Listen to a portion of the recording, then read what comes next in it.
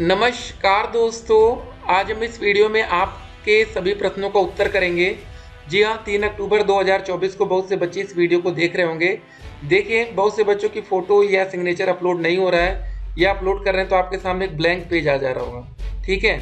और एक बच्चे का कमेंट बड़ा ही इंटरेस्टिंग है, देख सकते हैं। अभी न्यूज़पेपर के माध्यम से अपडेट आ ही रही है कि कुछ बच्चे अभी से मतलब रजिस्ट्रेशन की तैयारी में लग गए हैं कि 12वीं पास पर क्या रजिस्ट्रेशन हो सकता है। जी हाँ, देख सकते हैं। सर, क्या 12 पास बच्चे भी कर सकेंगे बीटीसी? कोई तो बताओ मुझे क्या होगा आगे, मैं तो सोच में पड़ गई हूँ। सर, 12वीं पास वाले फॉर्म कब भर सकते हैं?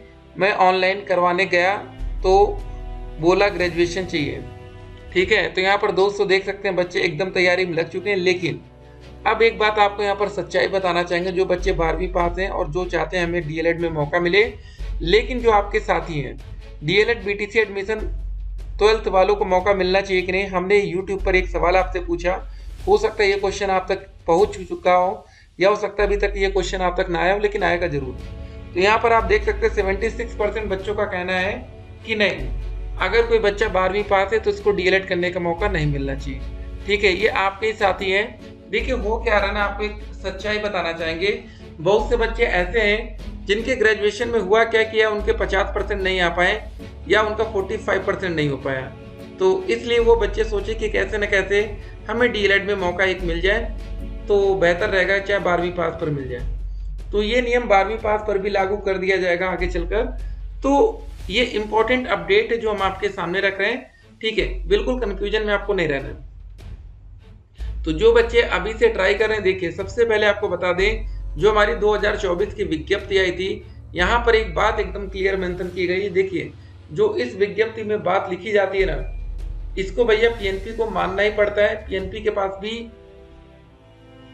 ठीक है, इतनी पावर नहीं है कि इस विज्ञप्ति के विरुद्ध जा सके। जैसे इन्होंने पहले ही पॉइंट में बोल दिया था कि अभ्यर्थियों को अपने ऑनलाइन आवेदन में अंकित प्रविष्टियों में संशोधन का कोई अवसर नहीं है, ठीक है। अतः अभ्यर्थी डीएलएड प्रशिक्षण 2024 ऑनलाइन आवेदन के समय पंजीकरण फॉर्म फाइनल से पूर्व अपने ऑनलाइन अंकित प्रविष्टियों का मिलान मूल अभिलेखों से अवश्य कर ले। तो एक बात यहाँ पर 100% क्लियर कर दी गई थी फॉर्म भरते समय, ठीक है। जो आप फॉर्म भरेंगे उसमें अगर आप किसी भी प्रकार की गलती करते हैं तो उसके जिम्मेदार आप खुद होने वाले हैं, ठीक है। एकदम यहाँ पर क्लियर कर दिया गया था और उसमें आप किसी भी प्रकार का संशोधन नहीं कर पाएंगे। और दोस्तों देखिए, न्यूज़पेपर के माध्यम से ये अपडेट आई थी कि इंटर के बाद डीएलएड करने मतलब के मामले में अपील करेगी पीएनपी। 1998 से डीएलएड कोर्स में प्रवेश के लिए निर्धारित की गई थी स्नातक योग्यता। तो अब दोस्तों देखने वाली बात होगी उत्तर प्रदेश सरकार क्या करती है इस पर। अंतिम फैसला हमारा सरकार का ही यहाँ पर होने वाला है। चलिए, अब आप लोग के कमेंट का आंसर इस वीडियो में कर दिया जाए। सर जी, डीएलएड की थर्ड सेमेस्टर की परीक्षा हुई, उसका रिजल्ट कब तक आएगा? तो ये रिजल्ट अक्टूबर के लास्ट तक उम्मीद है कि इस महीने आ जाना चाहिए या नवंबर का फर्स्ट वीक जाए। क्या एंट्रेंस एग्जाम हो सकता है? क्या 12th में 50% एलिजिबल होगा क्या? देखिए दोस्तों, ये वाला नियम तो आ सकता है अगर मेरिट के बेस पर एडमिशन होगा आने वाले टाइम में भी। अगर 12वीं पास पर भी एडमिशन होता है तो यहाँ एंट्रेंस एग्जाम पे भी कोई जिक्र नहीं रखा गया है। तो फिलहाल हमारा मेरिट अगर बेस चलेगा तो फिर आपकी मेरिट लगेगी हाई स्कूल और इंटर की, इस बेस पर आपको एडमिशन दे दिया जाएगा। सर प्लीज कमेंट का जवाब दें। सर 5,000 रुपये किस डेट को जमा करना पड़ेगा? देखिए, 9 अक्टूबर तक ऑनलाइन रजिस्ट्रेशन होना है। 10 अक्टूबर तक आप फीस पेमेंट कर सकते हैं, 12 अक्टूबर तक फॉर्म कंप्लीट कर सकते हैं। देखिए, जब आवेदन की लास्ट डेट निकल जाएगी उसके बाद स्टेट रैंक रहेगी, ठीक है। स्टेट रैंक में मान लीजिए अगर आपकी रैंक पहली से लेकर 20,000 के अंदर आती है तो आपको फर्स्ट राउंड की काउंसलिंग में पार्टिसिपेट करने का मौका मिलेगा। तो उस समय ऑनलाइन काउंसलिंग में एंट्री करने के लिए मतलब करने के लिए भी आपको मिनिमम 5,000 रुपये पेमेंट करनी पड़ेगी। तो उस समय आपको पहला 5,000 रुपये देना पड़ेगा। जब आपके मन का कॉलेज मिल जाएगा तो 5,000 रुपये और आप देंगे, मतलब टोटल 10,000 पर दे के आप अपना कॉलेज लॉक करा लेंगे। अब किस्मत अच्छी रही, अगर आपको सरकारी कॉलेज मिल गया तो सरकारी कॉलेज की फीस 1 साल की मात्र 10,200 होती है। 10,000 आप एडवांस पेमेंट करेंगे, 200 बाद में आपको पेमेंट करना रहेगा।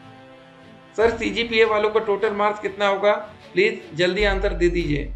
तो यहाँ पर एक बच्चे ने 1800। देखिए, आप सीजीपीए वाला अगर आपको समझ में नहीं आ रहा है टोटल नंबर कैसे निकालना है तो आप किसी भी डाइट कॉलेज से संपर्क कर सकते हैं, आप अपने जिले के या किसी प्राइवेट कॉलेज से, ठीक है। क्योंकि लास्ट में डॉक्यूमेंट वेरिफिकेशन उन्हीं को करना है, जैसा वो बोले उस हिसाब से आप लोग अपना फॉर्म फिल करेंगे। मेरा आईडी कार्ड में सिर्फ बैंक पासबुक है जिसका अकाउंट नंबर 16 डिजिट का है, बट फॉर्म फिल करने पर 12 डिजिट ही एंट्री हो रहा है। प्लीज़ कोई सजेस्ट करिए। देखिए, आपको एक अच्छी बात बताते हैं, जब आप लोग फॉर्म भरते हैं तो जो आप लोग ओरिजिनल आईडी अपनी देते हैं, चाहे आप पैन कार्ड दे रहे हो, चाहे आप वोटर आईडी कार्ड दे रहे हो, चाहे डीएल दे रहे हो, ठीक है, चाहे आप पासपोर्ट दे रहे हो, चाहे कुछ भी दे रहे हो, तो वहाँ पर जो आपकी फाइनल पीडीएफ निकलती है वहाँ पर आपके इसका जिक्र नहीं होता कि आपने कौन सी आईडी वहाँ पर दी है। सब कुछ वहाँ जिक्र होगा, आपका नाम, पिताजी का नाम, माता जी का नाम, date of birth, high school, inter, graduation में जो भी नंबर डाल रखा है, मार्कशीट नंबर, सब कुछ आएगा, ईमेल आईडी, मोबाइल नंबर, सब कुछ आएगा, लेकिन आपका एड्रेस तक आएगा, लेकिन ये चीज़ नहीं आएगी आपने कौन सी आईडी दी है। ठीक है, तो वहाँ 12 डिजिट आ रहा तो वही आप फिल कर दीजिए। फिलहाल आपके पास जो है उसी से तो फॉर्म भरना पड़ेगा ना। सर, आप मेरे कमेंट का जवाब नहीं दिए, 2 दिन पहले किए थे, देख लीजिए। देखिए, अगर आप लोग को कोई कमेंट का आंसर नहीं हो पा रहा तो वो कमेंट आप रिपीट कर सकते हैं। अब देखिए, आपके इस कमेंट का आंसर भी हम क्या ही दें, बताइए। सर, सीजीपीए में नंबर कैसे होगा? सीजीपीए में आप देखिए, समय बहुत कम बचा है। इस वीडियो को जब आप देख रहे होंगे तो 7 दिन या हो सकता है 6 दिन का आपके पास समय और बचा रहा हो, तो अब थोड़ा सा स्पीड बढ़ा लीजिए। समय कम है, गलती नहीं होनी चाहिए। सर, मैंने रजिस्ट्रेशन पहले से कर लिया है, क्या अब प्राइवेट कॉलेज में एडमिशन ले लूँ या अभी वेट करूँ? देखिए, आपको पेमेंट करके print application form, complete form fill करना है, सिर्फ रजिस्ट्रेशन नहीं, ठीक है। तो एक बात और इस वीडियो में बहुत इंपॉर्टेंट डिस्कशन हो जाए, चलिए, डायरेक्ट एडमिशन को लेकर, DIRECT, डायरेक्ट एडमिशन, ठीक है। डायरेक्ट एडमिशन दोस्तों, सभी बच्चों के मन में ये सवाल जरूर होगा कि सर ये डायरेक्ट एडमिशन होता कैसे है, इसका क्या प्रोसीजर होगा। देखिए, डायरेक्ट एडमिशन के लिए भी आपको कंप्लीट फॉर्म फिल कर लेना है। अगर आपने प्रिंट एप्लीकेशन फॉर्म कर लिया कंप्लीट, ठीक है, तो अब आपको वेट करना है। तो डायरेक्ट एडमिशन वो बच्चे कराते हैं जिनको काउंसलिंग में पार्टिसिपेट नहीं कराना है, या जिन्होंने फॉर्म भरते समय कुछ गलतियां कर दी हैं, ठीक है। जो गलती अगर आपने कर दी, जैसे फॉर्म में गलती से ज़्यादा नंबर पड़ गया, तो आप काउंसलिंग में पार्टिसिपेट करेंगे तो हो सकता है उसको निरस्त कर दिया जाए, क्योंकि काउंसलिंग में या फॉर्म भरते समय अगर आपने ज़्यादा नंबर डाला तो आपने सिंपल सी बात है स्टेट रैंक को प्रभावित कर दिया। मान लीजिए आपके नंबर 80% बनने थे, हाई स्कूल में 80, इंटर में 80, ग्रेजुएशन में 80, आपके बन गए टोटल 240 नंबर, लेकिन आपने जानबूझकर एक बार गलती से 90 कर दिया, बाकी 80, तो यहाँ पर हो गया आपका 250। तो 250 मेरिट से आपको कुछ और कॉलेज मिल जाएगा, आपके मन का जो भी मन करेगा। तो ये सब बातें आपको समझनी पड़ेंगी। नंबर आप ज़्यादा किसी भी केस में नहीं डाल सकते। सर, इंटर वाले स्टूडेंट्स का फॉर्म भर सकते हैं? फिलहाल देखिए, अभी आपको सब्र करना पड़ेगा, जब तक योगी जी कोई निर्णय नहीं लेते, सरकार नहीं लेती, इंतजार करना पड़ेगा। सर, ऑनलाइन रजिस्ट्रेशन की वेबसाइट नहीं चल रहा है। जी हाँ, अब टाइम कम होता जाएगा तो वेबसाइट और ज़्यादा खराब परफॉर्मेंस करेगी, तो जितना जल्दी हो सके उतना तेज काम करिए। सर, साइट नहीं ओपन हो रही है, ब्लैंक हो जा रहा है, सिग्नेचर और फोटो अपलोड नहीं हो रहा है, प्लीज हेल्प मी। एक बात ध्यान रखिए, रात के 2 बजे के बाद ट्राई करिए, काम होगा। फिर ग्रेजुएशन का कोई नहीं करेगा, सीधे एडमिशन लेगा बीटीसी में, फिर एजुकेशन में खिलवाड़ होगा और करोड़ लोग बेरोजगार घूमेंगे। देख सकते हैं दोस्तों, 12वीं के बाद अगर मौका देने की बात हो रही है तो बच्चे अपनी यहाँ पर राय रख रहे हैं, ठीक है। सर, मेरा इंटर में 50% है, ग्रेजुएशन में 63 है। जी, आराम से आप फॉर्म फिल कर सकते हैं, कोई दिक्कत नहीं।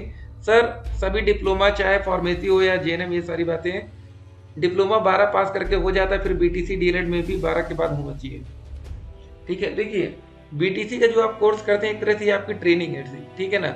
जब आप शिक्षक बनेंगे तो आपके यहाँ कोई ट्रेनिंग नहीं होगी, पहले दिन से जाकर पढ़ाएंगे। भाई, ग्रेजुएशन के मार्क्स पता चला, देख सकते हैं, ये अपने कॉलेज से संपर्क करिए। नहीं समझ में आ रहा है तो जिस भी कॉलेज में आप डीएलएड में एडमिशन लेने वाले वहाँ पर बात कर लीजिए, तुरंत वो आपका डाउट क्लियर कर देंगे, आप परेशान मत होइए। देखिए, हम आपको क्या ही बताएं, क्योंकि हर एक कॉलेज का अलग नियम होता है, तो इसलिए एक बार आप वहाँ संपर्क करिए। ये बताओ, आप मेरे कमेंट का जवाब क्यों नहीं देते? सर, देख लीजिए, आपका कमेंट ही नहीं दिख रहा है। 2 साल से ज़्यादा टाइम लगेगा टीजीटी का फॉर्म भरवाए हुए, पैसा कहाँ से? ठीक है, शांत बैठ गई, ये सब बातें हो रही हैं। तो चलिए दोस्तों, आने वाले वीडियोस में आपके कमेंट्स का आंसर होता रहेगा। फिलहाल एक बात इस वीडियो में समझ के जाइएगा, अगर सरकार को सच में 12वीं पास छात्रों को मौका देना है तो इनको काम थोड़ा तेज करना पड़ेगा, ठीक है। तो इससे फायदा उन बच्चों को हो जाएगा जो अभी ग्रेजुएशन में अपीयरिंग छात्र हैं। मान लीजिए जिनका ग्रेजुएशन का 2nd ईयर या 3rd ईयर अभी चल रहा है, फाइनल ईयर, लेकिन अभी तक वो आवेदन नहीं कर पा रहे थे।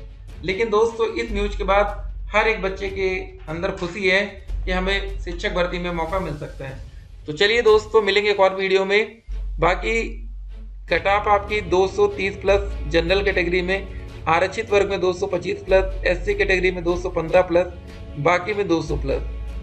ठीक है, एडमिशन नियम आपका मेरिट के बेस पर एडमिशन है फिलहाल अभी। मेरिट कैसे बनती है हमने बता रखा है, हाई स्कूल, इंटर, ग्रेजुएशन। ठीक है, उसके बाद स्टेट रैंक, उसके बाद काउंसलिंग, फिर कॉलेज। चलिए फिर मिलते हैं।